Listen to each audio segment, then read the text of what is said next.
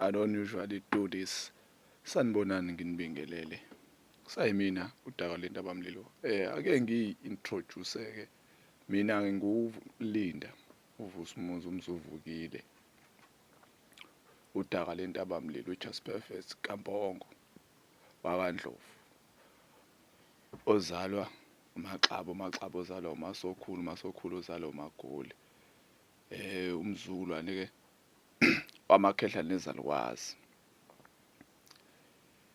So into engifuna ukuyicacisa la bafowethu ukuthi umuntu nomuntu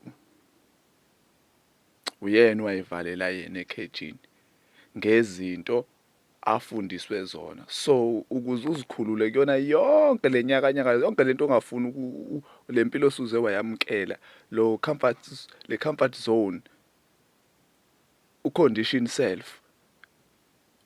Thola u-true self wakho because iyona into enginothisile leyo. Mina ngiya-observe, I'm a good observer, I always observe. Ngiya-interacta nabantu uthole ukuthi abantu uyabona ukuthi umuntu no la umuntu usastake ku-condition self. Nami ngiyamazi u-condition self wami. Namanje u-condition self wami usangi-affecta ngoba khona izinto engakhondishinwa ngazo bengaziboni ukuthi zidlale indima engakanani ukungidicilela phansi mina. Ngizidicelela mina phansi, ngibhizi ngibuka abanye abantu, ngikhomba abanye abantu, ngikhomba izinto eziningi. Isystem nje kade yasisebenza sonke. Kufanele ufikelele kulelo point lokuthi uzibone wena ukuthi isystem ikulimaze kangakanani ukuze ukwazi ukuzilungisa. Ubuyele kubuwena, ukhanyiseleke ngawe, umbuleleke ngawe. But ke ngoba sisuke sidukile uqala umbulelo ngezinto. Once wambulelwa ngezinto kuzombuleleka ngawe. Ukwazi ukubona izinto kuqala ngoba vele sifundiswe ukuthi asibone izinto kuqala singaziboni thina, kanti into kufanele uqala kufanele siyibone, kufanele sizibone thina. Uzibone wena ukuthi ubani, uzazi. But ke kulungile bafowethu nodadewethu. Lo bekumyalezo nje nami ophuthumayo nje ukuthi angudlulise ukuthi ukuze ukwazi ukusolve zonke inkinga zakho, bheka umsuka wazo zonke.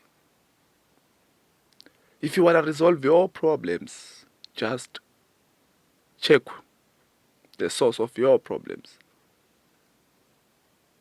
Actually your input yakho, because sonke singaphika kodwa sonke siyakhona sikufaka yithina futhi esifaka uwoyela kakhulu, ithina esifaka konke umdlandlo ukuthi yonke into yenzeke empilweni yethu. Akekho omunye umuntu owenza leyo nto. So fanele ubheke ukuthi wena ukwenze kuphi, uzixolele ngoba into esisele na ukuthi sine guilty too much.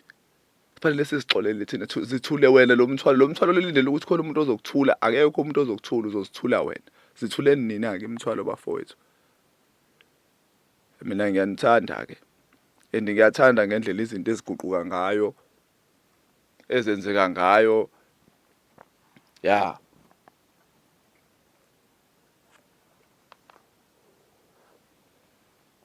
Izinto zibuyela la kufanele zibuyele khona. Kancane kancane. Sesifikile isikhathi. Isikhathi sokuthi iqiniso libe yiqiniso. Ukukhanya kube ukukhanya.